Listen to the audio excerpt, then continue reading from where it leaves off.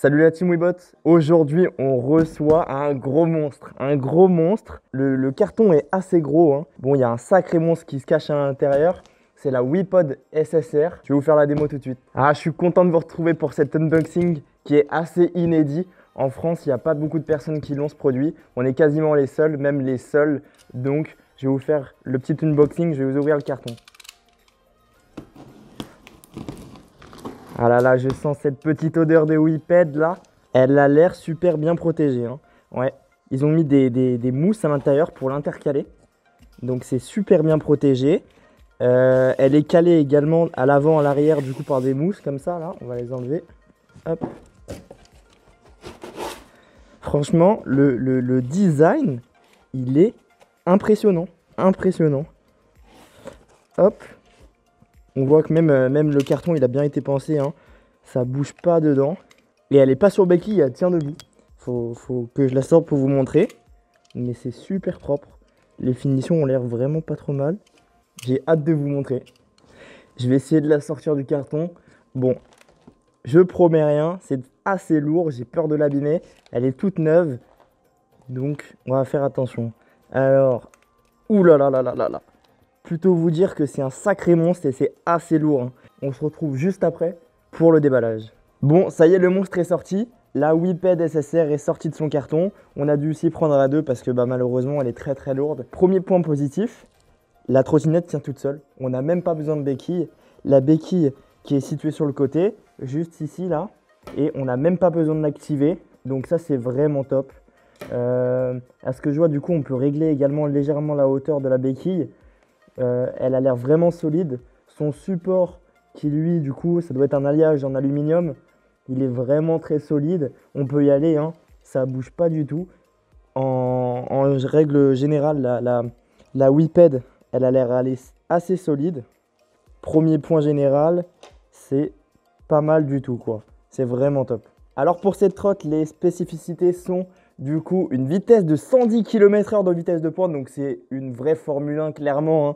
On pourra y aller avec. Il faudra faire attention au code de la route, hein, parce que sur voie publique, c'est limité à 25 km/h. En voie privée, vous pouvez dégager toute la puissance que vous voulez avec ce monstre. À mon avis, j'ai hâte de l'essayer, mais il faudra s'accrocher au volant, hein. Concernant les pneus, donc c'est des pneus tubeless, hein, des pneus tubeless en 11 pouces. Donc comme vous le voyez, elle tient toute seule. Encore un bon point, je l'ai dit tout à l'heure. C'est impressionnant la largeur des pneus. La finition est vraiment top. On est sur du moteur brushless avant-arrière qui a une puissance de 10 000 watts. Je ne sais pas si vous vous rendez compte, 10 000 watts. 10 000 watts, c'est puissant. Enfin, impressionnant. J'ai hâte aussi de tester le 0 à 100, hein, parce qu'elle monte à 110 km/h. Alors on va se faire plaisir. On pourra tester ça également. C'est vraiment impressionnant. Tout le châssis, donc tout le deck, pour les amateurs de custom, arrêtez de customiser votre produit, hein. Achetez la Wiped. Clairement, elle a déjà été customisée. On voit que il y a du plexiglas, donc c'est un genre de plexi. À mon avis, c'est pour refléter les LED quand vous allez l'allumer. Ça laisse passer du coup par opacité la lumière. Juste ici, là, voilà. Également sur les autres trottinettes, hein, c'est similaire sur les côtés. Mais là, c'est vraiment du plexi qui a été intercalé entre les deux. L'étanchéité a l'air vraiment top là-dessus. En plus, les finitions du moteur sont vraiment top. Concernant le câblage, c'est assez impressionnant. Comparé aux autres trottinettes, les autres trottinettes, le câblage, c'est un simple trou. Et malheureusement, le câble passe. Quand l'eau s'infiltre, ça fait des infiltrations, des pannes, voilà.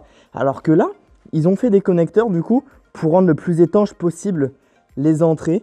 Donc, c'est vraiment encore un point sur lequel il faut souligner. Wiped a fait un vrai effort là-dessus, hein. Donc du coup, en revenant sur les moteurs, donc on est sur 10 000 watts sur chacun des moteurs. Et en vitesse déployée, du coup, on est à 30 000 watts, c'est affolant. Donc à mon avis, il y a un sacré contrôleur derrière tout ça, qui doit justement gérer toute l'énergie de la batterie pour transmettre au moteur. Les deux différents moteurs, du coup, qui sont très puissants, hein. C'est assez bluffant, assez bluffant. On est sur du frein hydraulique, hein, classique sur les gros véhicules, que ce soit moto, voiture ou autre. On est sur du disque ventilé. Du disque ventilé, c'est top. Pourquoi? Parce que quand ça va monter à haute température, et ben justement le disque va faire bien son effet, voilà. Pour le freinage, tout simplement. On a ici la bague de pliage. Cette bague de pliage, elle est assez énorme. Je ne sais pas si vous pouvez vous en rendre compte. Ça, c'est mon petit doigt. Ça, c'est mon gros doigt. Mon gros doigt fait quasiment la même épaisseur, hein. J'ai un pied à coulisse juste ici. Je vais vous dire plus d'infos là-dessus. On est à 12 mm. 12 mm en largeur, ce qui est énorme. Donc, à mon avis, pour tenter ça, je vais essayer quand même, hein, mais faut y aller, hein. Donc, à mon avis, ça, c'est vraiment top. En plus, c'est super bien ajusté. Donc, ils ont vraiment fait un effort là-dessus, comparé aux autres trottinettes, où justement, par la suite, il y a du jeu de potence qui s'installe. Là, à mon avis, il va falloir y aller, hein. Tout est bien serré, etc. Donc, c'est vraiment top. Point noir de cette Whipped, hein. Je vous en ai parlé tout à l'heure lors du déballage. À mon avis, c'est le poids, hein. Le poids qui fait 52 kg, il me semble, environ. Moi, j'en fais 64. Voilà, donc c'est quasiment mon poids. Donc, c'est juste le point noir que je pourrais souligner. Après, ça a un côté avantage, hein, parce que sur ce type de produit, si vous avez plus de poids, vous avez plus de stabilité. Donc, avec le vent, etc., à haute vitesse, ça sera mieux, hein. Parce que si vous êtes tout léger, malheureusement, vous allez prendre le vent et oups. Bon, ben, par rapport au poids, il y a toujours la batterie, hein. La batterie, c'est la source d'énergie sur ce produit, la source d'énergie sur les produits électriques. Là-dessus, on est sur du 72 volts. On est sur une batterie Samsung, 72 volts. Donc, c'est très, très puissant. Au niveau de la tension, ça va développer beaucoup de couples. Donc, c'est pour ça qu'elle est très puissante.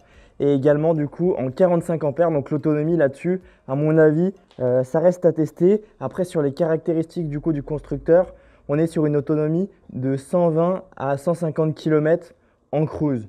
Donc, ça a l'air vraiment, vraiment pas mal pour une trottinette de ce genre-là. Moi, clairement, hein, ben, si j'avais le choix entre cette trottinette et un scooter, je partirais là-dessus. Déjà, d'une, c'est insolite, hein. C'est insolite comme produit. Dans la rue, il n'y a personne qui a ça, à moins que je me trompe, hein. Et puis, je pourrais la ranger chez moi, quoi. Ça, c'est vraiment pas mal, hein.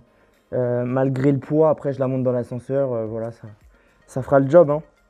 Donc pour les dimensions du plateau, ben, on est sur 52 cm par 24, donc il y a vraiment beaucoup de surface. On est sur un grip qui est dans la masse, j'ai l'impression. C'est pas un simple grip autocollant, donc ça a l'air vraiment top.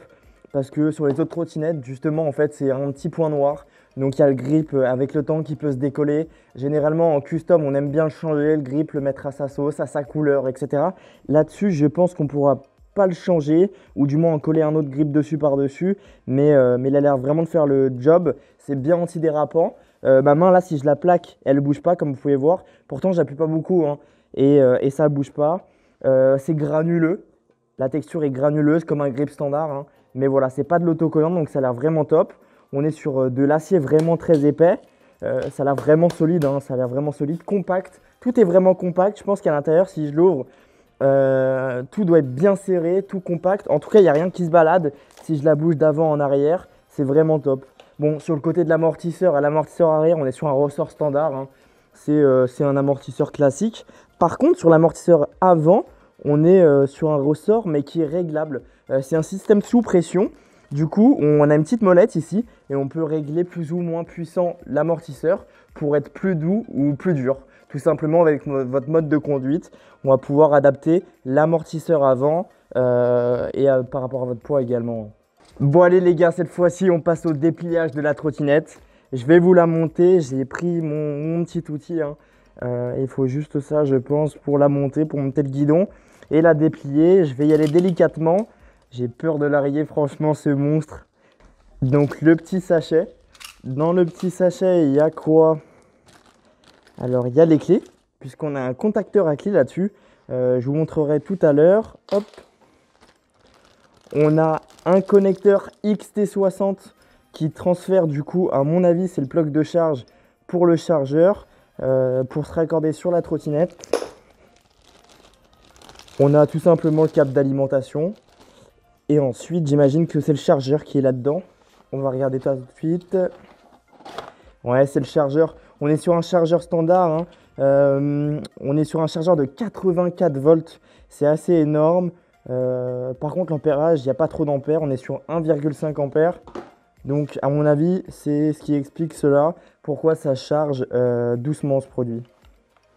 Mais du coup, si ça charge doucement, dans le temps, avec les cycles de vie de la batterie, ça va durer plus longtemps, hein. Je pense que vaut mieux favoriser du coup sur un type de produit à ce prix-là des charges lentes, justement pour préserver le produit tout simplement. Donc du coup, on va mettre cette goupille, cette fameuse grosse goupille, hein. C'est très bien ajusté, il faut que je trouve pile le bon emplacement. Hop.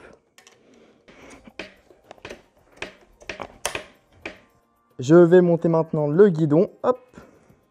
Toujours du coup bien amorcer les vis avant de serrer complet pour éviter d'abîmer le filetage et puis de malheureusement pas bien le placer. Hop, je vais régler le guidon, on va bien le mettre droit. Du coup, comment je vais le mettre? Alors, ouais, je suis pas trop mal, hein, je suis pas trop mal. Après, c'est chacun son style de conduite. Il n'y a vraiment pas de jeu de potence, quoi. C'est vraiment bien solide. Ça a l'air quand même relativement souple, hein. Bon, juste ici, du coup, on a les clés. Elles s'insèrent tout simplement dans le connecteur à clé. Où ici, du coup, on aura la valeur en volts, du coup, de la tension de la batterie. Juste ici, on a les modes. Tout simplement, on n'a pas de display, hein, donc on n'a pas d'écran. Là, on a le 1, 2 et 3. Donc, c'est relativement simple. Ici, du coup, on pourra mettre, du coup, changer les lumières, etc. Je vais l'allumer. Hop. Donc, la batterie, là, est pas très chargée. Elle s'allume, elle scintille, la belle. Juste ici, tout à l'heure, je vous parlais, du coup, du connecteur de charge. Le connecteur de charge, du coup, le chargeur se branche dessus. Donc, le câble d'alimentation. Hop. Ici, du coup, les XT60. XT60, du coup, c'est un connecteur standard, hein. On peut en trouver partout dans le marché. Donc, si vous avez le moindre problème avec, vous pouvez les changer facilement vous-même. Donc, je le branche. Et par contre, là, c'est assez bluffant. C'est du connecteur aéronautique. On est sur du connecteur aéronautique, du coup, en réceptacle à l'intérieur. On a de l'élastomère à l'intérieur ici. Du coup, 3 fiches. 3 fiches avec un détrompeur en métal. C'est pas du plastique, donc là, on va pouvoir y aller. Je vais juste essayer de le mettre, hein, tout simplement. Hop. Et après, il faut bien le verrouiller, hein. Là, il est verrouillé. On peut y aller, c'est vraiment du solide. Connecteur aéronautique, c'est un plus. Comme ça, au moins, il n'y a pas d'étincelles, il n'y a pas de... Oh là là, il n'y a rien du tout, c'est nickel. Ça rentre bien et nickel. Et du coup, bah, on branche ça sur du 220, hein, la prise murale de la maison, pas de souci. Du coup, bah, je vais refermer. En plus, il y a un connecteur, hein, pour refermer le connecteur ici du plug de charge ou sur le port de charge ici. Donc vraiment pour l'eau et pour toutes les impuretés, c'est vraiment top. Ici, on a la fonction du coup d'activer ou non les LED. Ici, du coup, on va avoir des modes. Savoir si c'est cruise ou Corsa pour les différents modes de conduite. Et on a un feu stop à l'arrière qui est super classe. Je vais vous le montrer. Hop. Donc, je ne sais pas si vous voyez. En tout cas, moi, je le vois très bien. Ça a l'air relativement puissant. On a deux côtés. C'est un genre de triangle où il y a la lumière en feu stop qui scintille quand je freine, tout simplement.